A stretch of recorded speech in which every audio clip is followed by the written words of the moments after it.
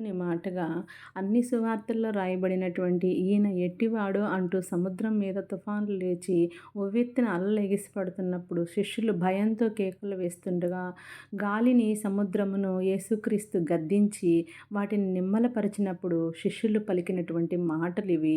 అవును, క్రీస్తు ప్రభువు ప్రత్యేకమైన వాడు. ఈ భూమి మీద ఆయన పుట్టినప్పుడు సత్రంలో కూడా చోటు దొరకలేదు. కానీ ఈరోజు ప్రపంచవ్యాప్తంగా కోట్లాది గుండెల్లో కొలువై ఉన్నాడు. కలము పట్టి ఒక వ్రాతైనా రాయలేదు కానీ ఆయన విశిష్టతను వర్ణించడానికి కోట్లాది కలములు ప్రతిరోజు కదులుతూనే ఉన్నాయి. ఆయన చేసిన దివ్య బోధలు అసంఖ్యాక ప్రజలను గడ్డు సమస్యల నుంచి విడిపించి గెలుపు బాటలో నడిపించాయి. కత్తిపట్టి ఏ రాజ్యం మీదకు దండెత్తలేదు కానీ సకల రాజ్యాల అవధులు లేని ఆయన ప్రేమతో జయించబడ్డాయని తెలుసుకో మిత్రమా. శాశ్వతమైన ప్రేమతో దేవుణ్ణి ప్రేమించే వారముగా ఉందాం. Thank you. Praise the lord.